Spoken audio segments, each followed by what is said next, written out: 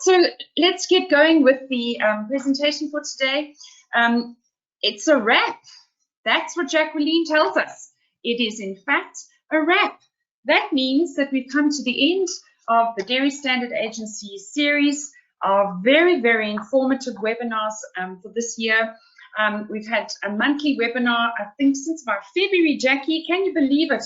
We sat and planned these webinars, and we're already at the end. But I have to say, it's exciting because we're starting to plan the 2022 program. So look out for that. We've really tried to look at specific ins and outs of topics that are really relevant to the food industry. And our packaging and labeling is the final webinar that we're going to be chatting through today. And I think it's really, really important because, you know, we use innovation and we try and come up with creative solutions to challenges. And I think one of the biggest challenges facing us as the food industry and the dairy industry is that of climate change and of plastic pollution. And so we have Michelle with us. Michelle Penlington is going to be chatting to us on, you know, just in where we've come with regards to packaging innovation and what still needs to change. And I'm sure she's going to be challenging us with some high potential areas in order to look at more sustainable dairy delivery systems. And then, of course, the packaging is one thing, but what we put on the packaging is also important. And so we've got Jodie, our good friend Jodie, who's coming in for the second part of the webinar, and she's going to be chatting to us about the all new and improved DSA labeling guideline, which is available to you free of charge and which gives you really very important information about designing your label. So without further ado, let's ask Michelle to officially join us. Michelle, please won't you switch your camera on, because I would love to just tell everybody a little bit about you. So I'm going to be sending through the presenter request to you, and I'm also going to be asking you, you know, to join us shortly. A big thank you. It wouldn't be possible to have this webinar without the sponsorship of the Dairy Standard Agency. So thank you very much. And a very, very warm welcome to our guest, Michelle, and she's joining us from the Polyoke Packaging Group today. So Michelle, thank you. We're looking forward to seeing you. I'm going to ask you to now come online. I'm going to switch your camera on for you and ask you if you can please come through so that we can see your face. And then also we're going to go through your presentation. Thanks, Michelle. Thank you so much for being with us. Okay, perfect.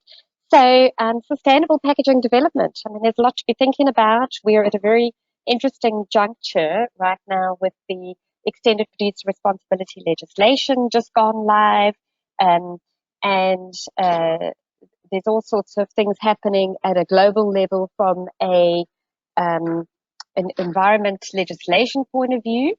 So let me just crack on. Okay, so innovation. What is innovation? What we see here is any practice that leverages creative intervention to respond to important challenges. So that really raises the next question. You know, what are the important challenges that we are facing today? So this is about our wicked problems. It's our challenges that are complex, enduring, and systemic in nature. And the two big ones that are relevant for packaging is really climate change and plastic pollution. So the key objective is for us to reduce our greenhouse gas emissions. So important to understand where are most of those emissions coming from. What we see here is the energy sector is actually responsible for almost 3/4 of greenhouse gas emissions. And of that, 84% of energy is being derived from fossil fuels globally. So all that burning of coal is really not good for the emissions into the environment. And so it becomes clear that it's less about the packaging itself, but there is a requirement to look at this from a systems perspective. So the mission here is to decarbonize our electricity supply, electrify our heating and road transport, and wherever possible to pursue low carbon technologies for shipping and aviation. So the implication for packaging is that the source of input materials, how they are processed and transported and disposed of at end of life, often have a greater relative impact on emissions than the packaging items themselves. And this is borne out as true also when we look at life cycle assessments. So this is showing a life cycle assessment of fresh produce. It's looking at milk. Milk is in the middle there. And what it shows is that on average, 80% of emissions occur during the farming stage. So these are emissions that are not caused through the packaging alone, but it's really through agricultural use of land, deforestation, methane emissions from livestock, fertilizers, farm machinery, and of course animal feed. So the packaging component is less than 10% of those emissions. So it's clear then that the challenge for us is focusing on the energy sector, and that is to reduce the greenhouse gas emissions to contain global warming. So specifically in South Africa, just taking a more local perspective, Eskom is our major problem. So it's currently the world's biggest power polluting company, emitting more sulfur dioxide than USA and China combined. And these are the type of things that should be keeping us awake at night. So, you know, if you're using packaging that is very energy intensive, or you can adapt your packaging to reduce energy usage somewhere in the supply chain, these are all imperative. It's also imperative then to consider new technologies for renewable energy. So things like solar power, electromobility, and green building principles. So an example there is closed water loop systems to harvest rainwater from gutters and things wherever possible. So these might be within the dairy environment, or they might be within the packaging, manufacturing, or warehousing type of facility. Another important area that we need to focus on when it comes to packaging is sourcing locally, so local raw materials for packaging and components wherever possible, and that is in order to shorten supply chains and decentralize operations through in-plant facilities and manufacturing closer to raw material sources, end-use markets, and in some cases export ports to help reduce emissions derived from transportation and refrigeration.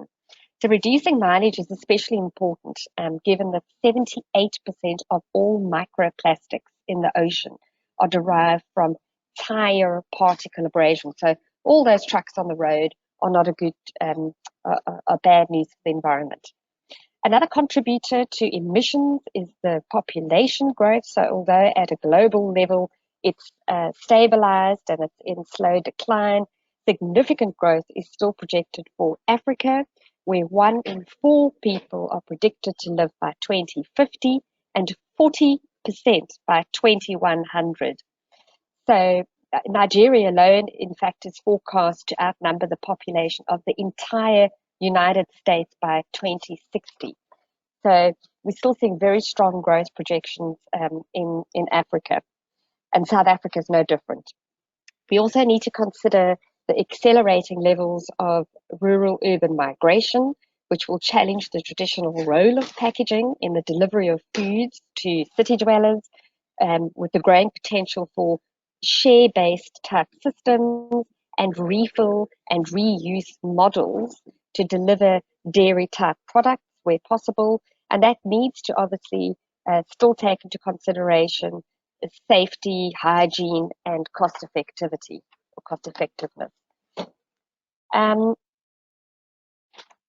From a dairy industry perspective, the damaging effect of methane emissions from livestock warns that our current animal-based diet is unsustainable.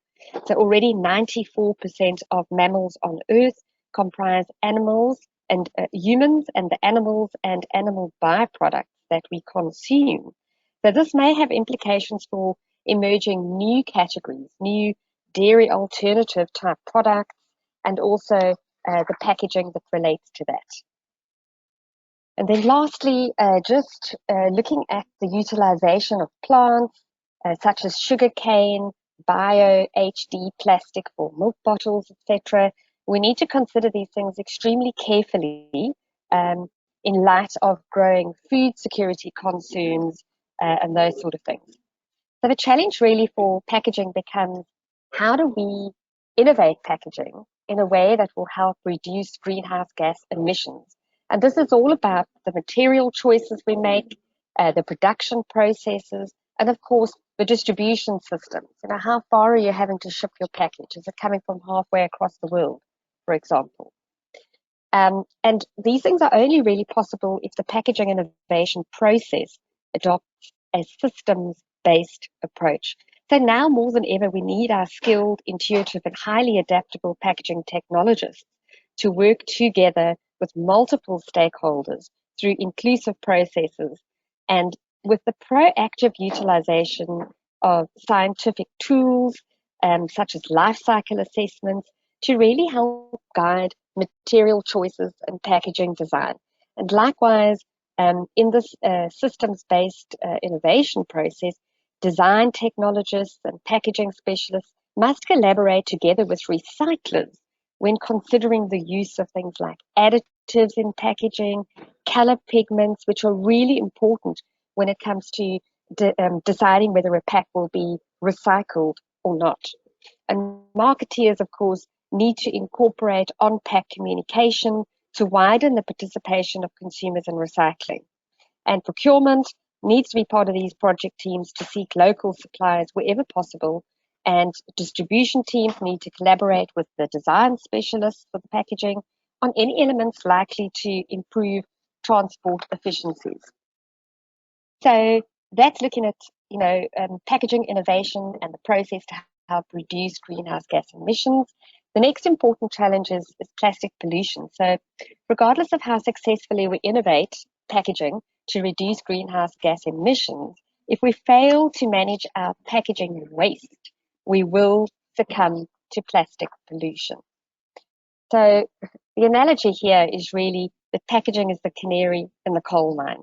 Seeing it polluting the environment is an early warning that our system is broken. We cannot continue with the take, make, dispose approach. It's not sustainable, especially in a country like South Africa, which has been ranked 11th worst globally at managing its waste, where 34%, 1 in 3 households have no formal waste collection. And these are the key drivers of our litter crisis. Packaging innovation that merely aims to replace plastic with anything but plastic will also not solve this problem.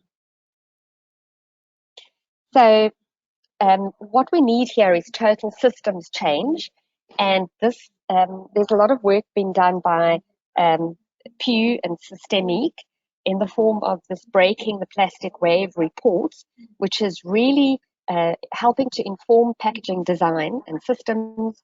It's highlighting the need for multiple solutions that must be implemented concurrently to address ocean plastic pollution. So it models 2 global scenarios to the year 2040. In the business as usual scenario in the middle there, it's basically saying if we do nothing, the proportion of mismanaged waste, so that's waste in the environment, it's waste to landfill, etc., is going to rise from its current 40% to 56% by 2040 globally. All right, so this figure in South Africa is probably much higher, but this is a global modeling exercise. But in South Africa, that level of mismanaged waste is likely to be much higher due to the prevalence of non-compliant landfills, open burning of plastic, and the failure of waste management to keep up with the rapid pace of urbanization. The system change reduces mismanagement of plastic to 10%. So that's the bar graph on the very right.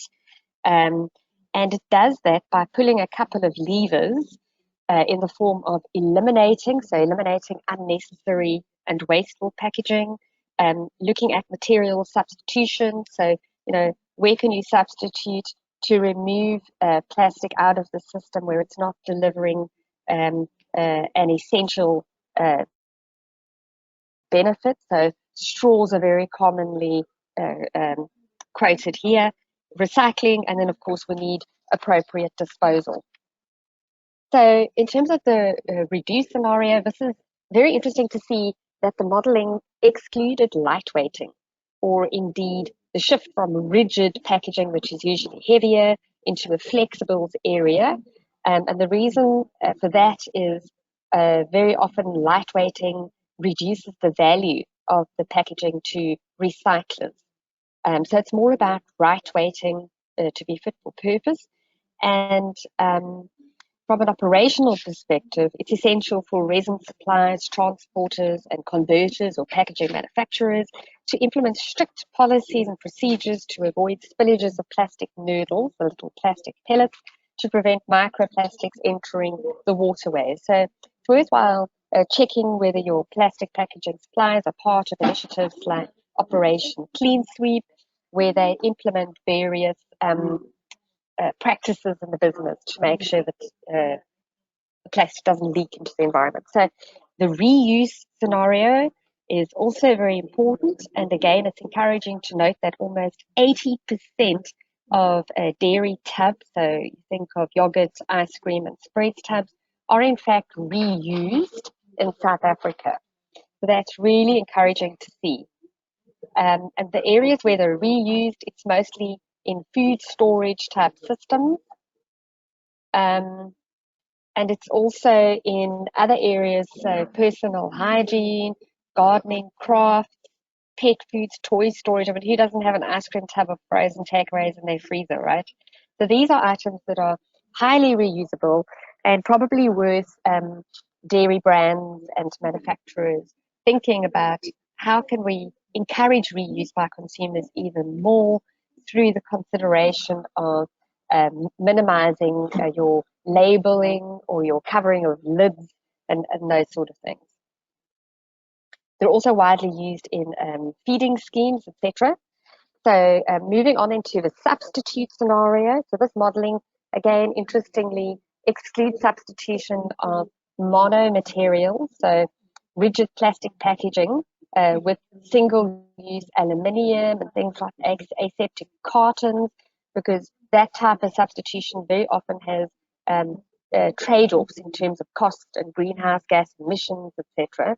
And so the focus for substitution of packaging should really remain around replacing non-recyclable materials. So it's about looking at things like films, multi-laminate packaging, and in this scenario, they're actually modeled at a substitution rate of 40%. And the reason for that is because they actually comprise over half of the plastic entering the ocean today. So the real area is your multi-laminate and your flexible type packaging. Yeah. And then conversely, high density polyethylene and PET dairy packaging, you think of milk bottles, you think of yogurt tubs, those sort of things. They're very well placed in the market in South Africa because they have an extremely high recycling rate.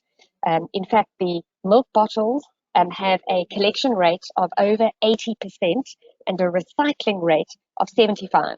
So 3 out of every 4 dairy bottle, milk bottle, is recycled in South Africa, which is very encouraging to see. And the reason for that is quite simple. They have a high value to waste reclaimers, collectors. At the moment, they're going anywhere from 5 to 6 rand a kilo, and it means that they have a very popular and well-established end-use market. So these recycled milk bottles are turned into new bottles for detergents and personal care products like shampoos, etc., but also irrigation piping, furniture, bins, bags, all those sort of things. So in fact, it's South Africa's most recycled milk packaging.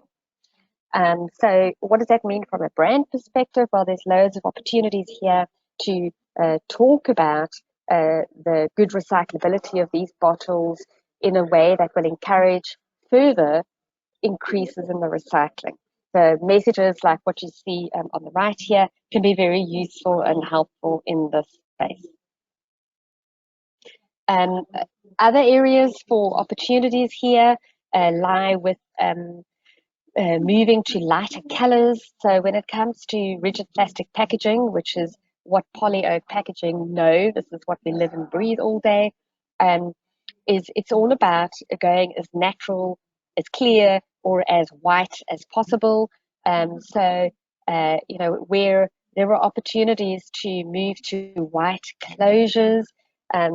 This remains a significant opportunity from a recycling point of view, because those caps will have a higher value to recyclers.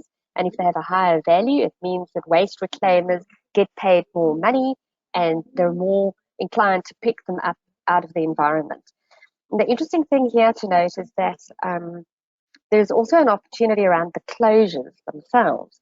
So bottle closures remain a top 10 litter item. Who hasn't been on a beach cleanup and not seen closures littering the environment? So, and that's because they're small size and they're lightweight, makes them very less likely to be collected for recycling. In fact, a waste reclaimer would have to bend down and pick up 800 closures to earn just 10 rand. Okay, that's a lot of work for just 10 rand when they could be picking up the bottles instead and earning their cash a lot quicker. So we know 80% of the bottles are picked up for recycling. So a simple tip here is we need to find a way of getting consumers to return those closures to the bottles. So when they finish their milk, they screw the bottle, the cap back on the bottle, and they put that combined pack back in for recycling. So simple campaigns like this, where you're actually putting some kind of message on the cap, replace cap to recycle, and you're making the caps white, are all really great opportunities to increase recycling and eliminate litter. There are other initiatives out there that can assist in making one's packaging more recyclable. So the Plastics Pact is coordinating the rollout of a great tool which looks at on-pack recycling labeling guidelines. And this will actually become a legal requirement under the new extended producer responsibility legislation that went live just last week or the week before, on the 5th of November. And don't forget that the packaging must also always show the material identification code. So if it's made of HDPE, it must be the little number 2 symbol in the triangle. And there's also other great tools such as Design for Recycling guidelines. These have been pulled together by Polyco, which is the producer responsibility organization for actually all plastic packaging in South Africa. And they provide really clear guidelines to share with packaging designers and marketeers and brand teams as to what substrate your label should be, the shape of the bottle, the material of the bottle, all these sort of things. And these things are best practice to maximize the chance that your bottle will be collected and recycled. And then lastly, the same sort of guidelines have been prepared and underwritten by Petco, which obviously looks after PET. So there are a number of products that dairy products that are sold in PET bottles. The thing to point out here is that if those PET bottles are solid in color, so opaque, you see it sometimes with a Marcy and milk, for example. If they're solid white or solid cream, they are not recyclable. They will go straight to landfill. They have no value in the recycling stream. Recyclers get paid zero for them, and there is no end-use market for these products. Nobody buys this recycled material. So this is a really big watch out and a plea to brands and dairies to help eliminate waste in the environment. And then lastly, really just say, innovation has a huge opportunity to help solve our challenges of global warming, climate change, and plastic packaging pollution instead of contributing them, if we can just follow the design guidelines and make sensible and informed packaging decisions. And that's it. I'm not sure if there's any questions. Thank you very much, Michelle. That's really great and very challenging in terms of some of the things that we could be doing a whole lot better. I'm going to just open the floor now for some questions in relation to your particular presentation. I'm sure that there are a couple of people out there that would very much like to know a bit more about what you've said. So what about everybody out there? Let's ask Michelle some questions. I'm sure you have some ideas. I do. So let's hear from you. Won't you please pop your questions into the chat bar so that I can read them out to Michelle. And while you're doing that, I'm going to fire away on my side. Michelle, please won't you give us a sort of a summary? I know that the regulation is quite extensive, but won't you just give us a summary of what this regulation actually means for the average dairy processor?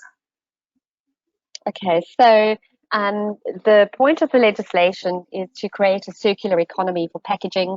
The legislation is relevant to all packaging substrates: glass, tin, paper, plastic, and the intention is that it's now mandatory for all producers within the value chain to make a contribution in the form of an EPR levy that gets paid to a producer responsibility organization such as Polyco, if it's plastic packaging, and that money then gets used to increase collection initiatives, to capacitate more recycling in the country, to help with separation of waste at source, working in conjunction with local municipalities. And then what the government has done is they've set some targets. So there will be a target recycling rate. It's an annually measured thing. The plan currently runs for the next 5 years. Yeah, so the targets are all about how much of the packaging is collected and how much of the packaging actually is recycled. Yeah, and it's already kicked off. So the obliged industry is what they term the producer. So it is the brand owner. It is a product on the market that's clearly identified under a certain brand. That is who is the obliged industry and who needs to pay the levy.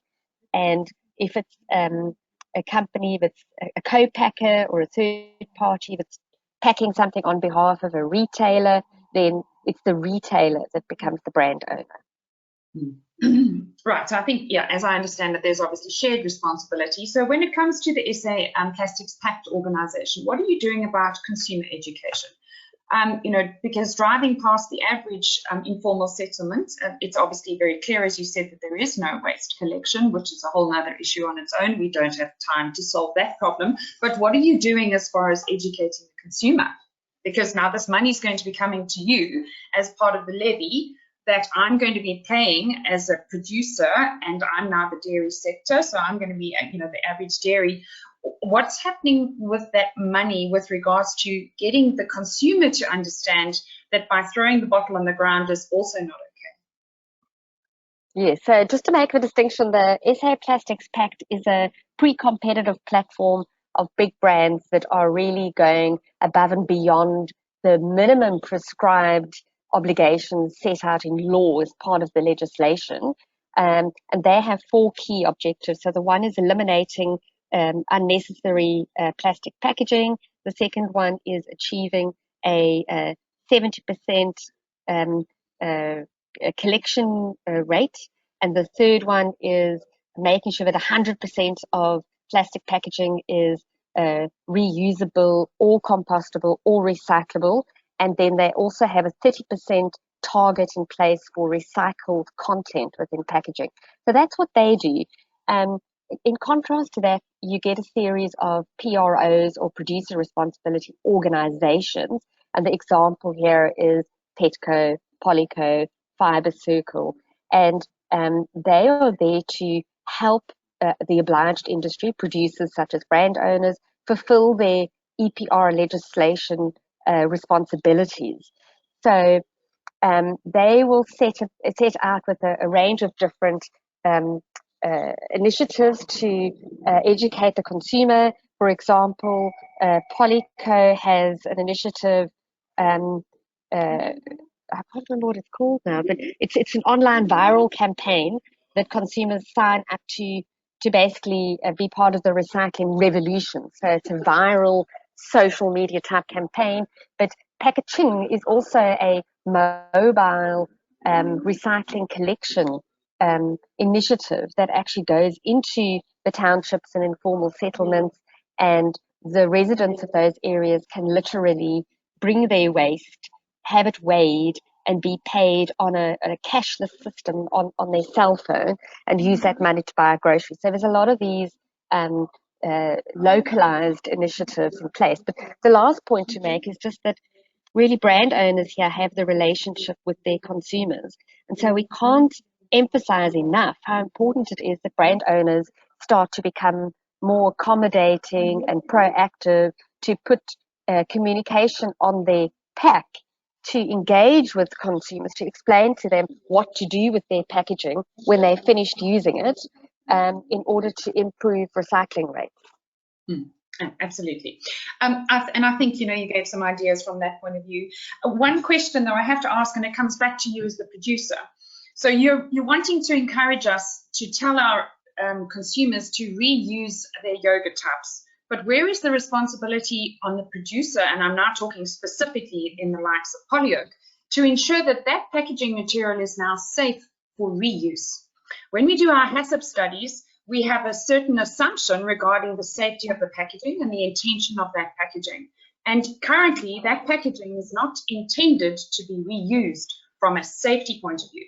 So I don't want anyone, quite frankly, putting my yogurt tubs into a microwave and reheating their leftovers from the takeaways, because that may have other implications as far as chemical safety, breakdown with regards to the packaging. So back to the drawing board when it comes to the safety of packaging, and what is the additional cost that you're now going to levy on the consumer for the fact that their packaging can be recycled? Because surely that will come at a cost. Yeah, sure. So, I mean, the common example here is honey. So historically, honey has been in PVC bottles, and consumers like to put those in the microwave to get the last bit of honey out. So now we see a move to PET bottles, and we get brands saying, well, is this going to be as good in the microwave as the PVC was? Well, no, actually, your consumers should never have been putting PVC in the microwave to start with. So I think this is about opening up the communication channels, between converters and brand owners, so that there's absolute clarity in terms of what is the, packaging needs to be fit for purpose. It shouldn't be placed in the microwave. This isn't to be reused in that sort of way. So if you look at the packaging reuse examples that we quoted, it's mainly for freezing food. Sometimes it's for serving leftovers in for the homeless. It's really those sort of things. So the intention here is certainly not to microwave your packaging, but I think that if the communication lines are really good between the converter and the brand owner, it's the brand owner that has that direct communication with their consumer, and there is a responsibility there to tell them, what their packaging is appropriate for. I think the whole, just specifically using the examples that you quoted, we do need to appreciate that there is a further food safety discussion that we're going to need to have to make sure that we don't solve one problem, but in fact create another problem. When it comes to the blue bottle, the famous blue bottle for milk, we now have a potential problem, because I think in terms of, you're saying cream can't be recycled. What about blue? Okay, so just to make the distinction, I was talking about PET, so PET bottles, so like your Coca-Cola and your water bottles, those need to be clear and natural. If those are colored any color, if you think back, we used to get the green bottles for, was it your tonic waters and your Sprite, for example? Yes. Those have got very little value in an end-use market. And certainly now you see a lot of, certainly in the Eastern Cape, I think it is, you see dairy brands opting to choose white PET bottles for milk. Those are not recycled at all. When it comes to HDPE, high density polyethylene, so you think of your 2-liter milk bottle with the handle, cream bottles, those sort of things, even your Amasis, those are recycled. In fact, white is a great color. It's a fabulous color, because you can turn white into any other color. So when we get companies coming to us saying they want to make shampoo bottles out of recycled plastic, this is a really good thing for the environment. But it might be that they want to color it a light green, or you can't go backwards once you start with a dark color. So white and light colors is always preferred when it comes to HD. Perfect.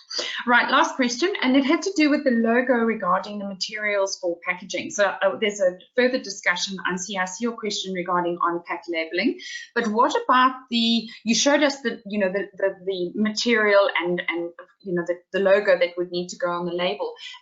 Just for clarification, that's already law, or is that a voluntary requirement? It's not a voluntary requirement. It's best practice. It's part of SAN somewhere, and it's already very widespread practice. To make a distinction, certainly on rigid packaging, these polymer identification codes have a little number in the triangle, are normally embossed or molded into the bottle itself. So it's normally if you turn a tub or a bottle over and you look underneath, you're going to see these symbols. They have no bearing for the actual consumer. They have no meaning for the consumer. Those are purely used by the recyclers. So when the recycler picks up a bottle and is not sure whether to put it in his trolley to walk up the hill in the east or the hill in the west, he knows what that bottle is made of, because he can reference the code underneath the bottle. So it's got nothing to do with the consumer, and it's already very widespread. Super. Okay, Ansi, hopefully that answers your question, and hopefully the regulations will help to solve the problem with the hill on the left, on the west, and the hill on the east. And hopefully we can add a little bit more dignity to this occupation, because I do know that without these people, we probably would have had a much bigger pollution problem. So hopefully some of the money that's being collected is going to go into those projects. Michelle, thank you very much for your time. Thank you for being with us today.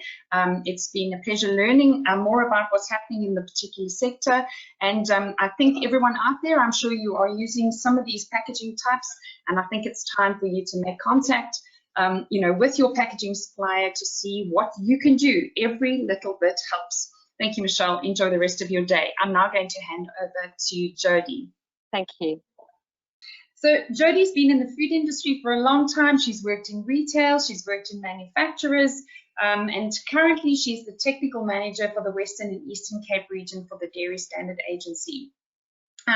Really her portfolio at the moment is very much linked to the labeling initiatives and making sure that packaging within the food industry is really, meets all the legal requirements from the Department of Agriculture as well as the Department of Health. And so, Jodie, we're going to ask you to take us through this amazing tool that the Dairy Standard Agency have developed free of charge to assist the industry to actually get the label right. So over to you. Thank you so much. I'm sending you a presenter request now so that we can share your screen.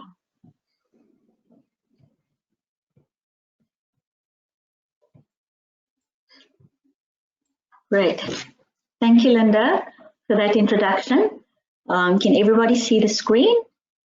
Yes, Jodie, we're all good. You can go for it. Great. And just from my side, I'm just going to switch my webcam off because we're amidst load shedding. So just for connectivity, I'm just going to switch my webcam off.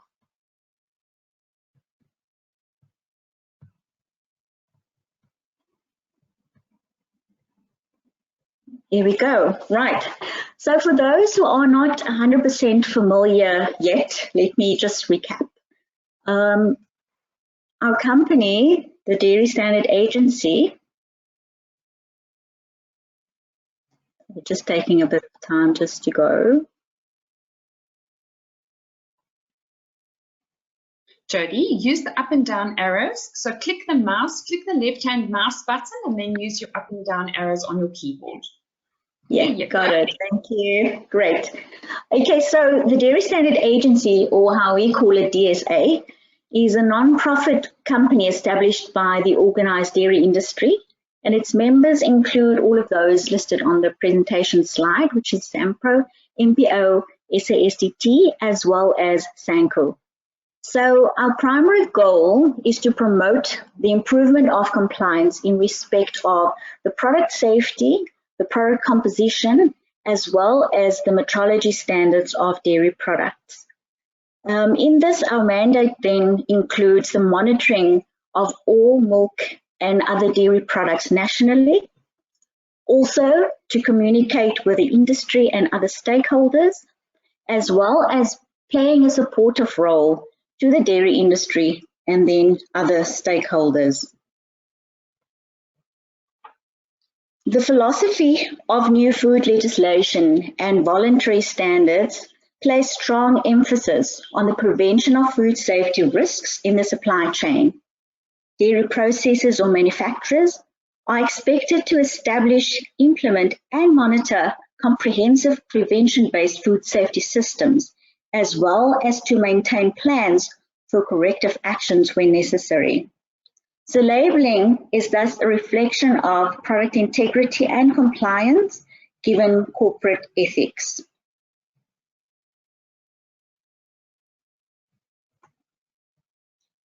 So, to provide the effective communication of the minimum legal requirements, dairy product labeling is of the utmost importance.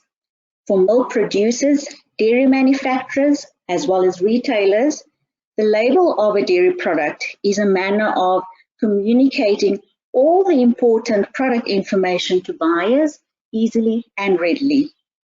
For consumers, on the other hand, it is one of the primary means of differentiating between all the various different products and brands in order to make an informed decision when purchasing a particular product.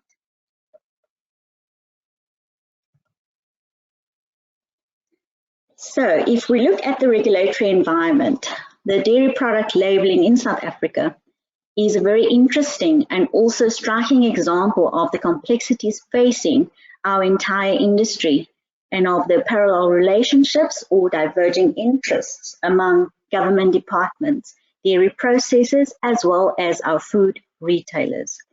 And as you know, we have a number of regulations which we need to adhere to. And just for this purpose, I'm just going to refer to the three, Regulation 1510 from DALRAD, from the Department of Health, which will be Regulation 146, and then SANS 289. But then we still need to keep in mind all the other relevant regulations pertaining to the particular product that we're dealing with. So compliance is like a big jigsaw puzzle of laws and regulations. So the aim is thus to shed some light on how it will all fit together. Understanding the mechanisms of regulations is also an essential part of compliance and allows a more effective approach. Effective regulation, excuse me, is not easy to develop and implement. Don't think I need to tell anybody that, but therefore regulators and the regulated are required to have a clear understanding of business and technology that is to be regulated. Well, in the next few slides, we will explore the supportive role that the DSA's new communication tool or labeling guideline tool can play in the interpretation and implementation of the labeling issues relating to product composition, amongst others.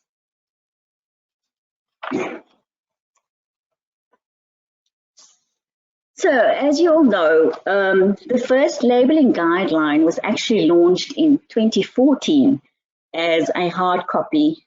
Our next step was thus to make this guideline available to the industry in electronic format to make it more accessible to all. And we all knew the time would eventually come to update and improve the existing guideline. We then developed the new tool, which is an interactive site enabling all registered users the means to evaluate their own labels in accordance with the relevant regulations. And this is the labeling website where you can hop on to register and to evaluate the label. It is advisable to register on the site on this page in order to make full use of all aspects of the tool. So after registering, you would be able to log in as a user and from there on begin to use the site. So this will also create your own profile page where all your information is recorded.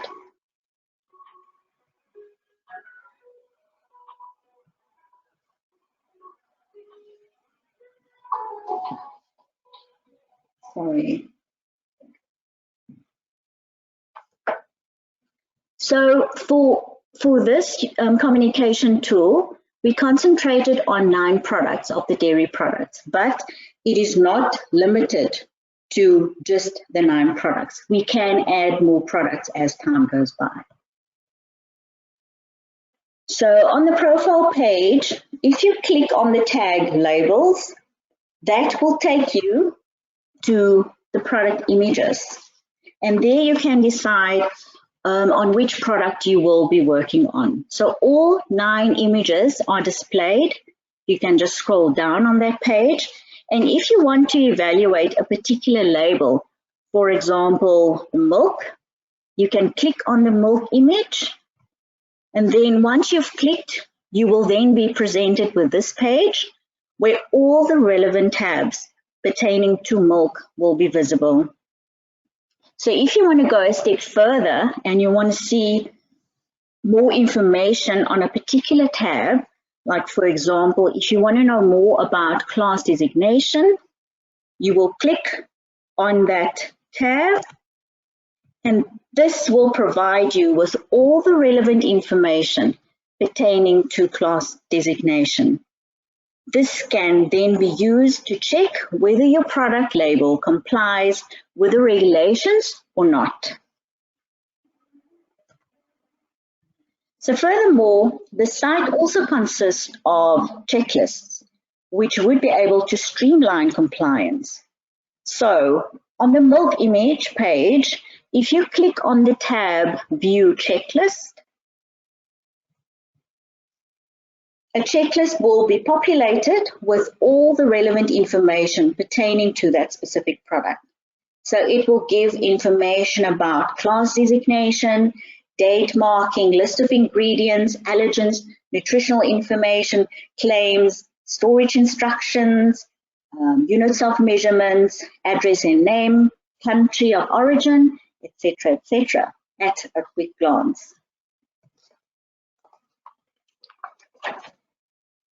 And if, for example, you want to just sit with your label and physically evaluate your label, you close the View Checklist window and you click on Submit Checklist.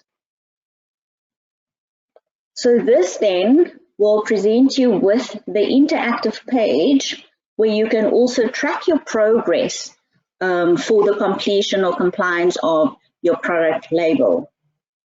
So you just fill in the required information, and if the information required is indeed correctly done on your label, the corresponding box can then be ticked off as shown on this slide, and in this way you can assess all aspects of your label. Once done with that, the progress of your evaluation can also be saved at whichever stage by clicking Save My Checklist, so that you don't lose any of the information that you've already populated. So, if you want to complete the label, you click on My Account, and then in the drop-down, you will click on My Labels. And this will display then all the saved label information that you've created.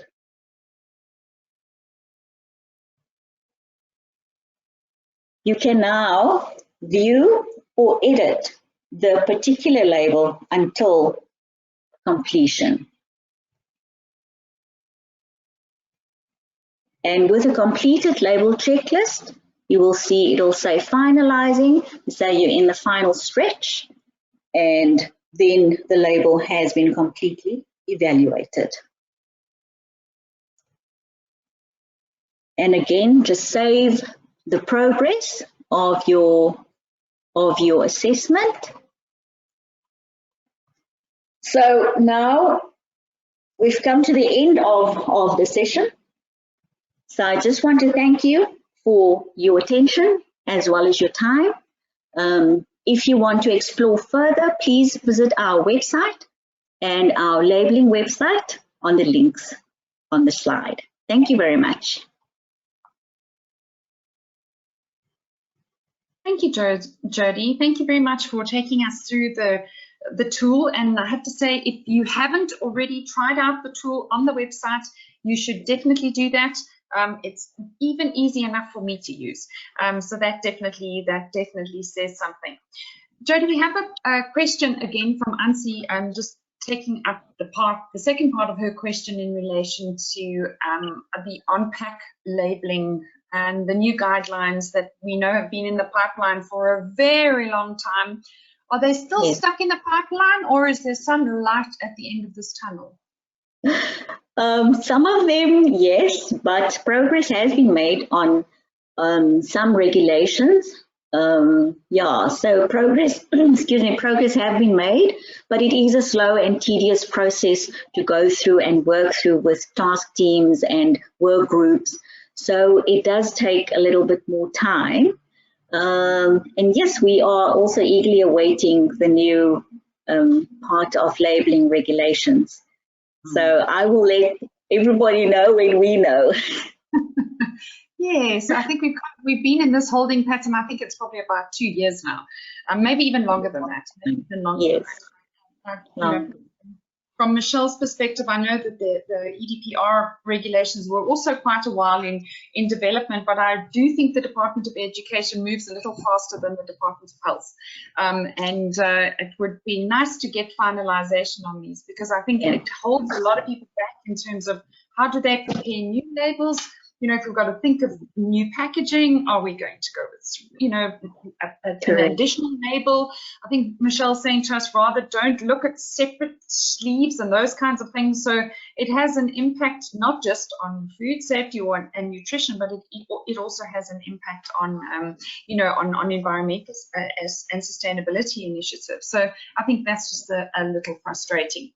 Jodie, I'm sure I can also volunteer your services if anybody does have any further queries on the tool, but I think what you would like to encourage them to do is to actually test it and try it out. Am I correct?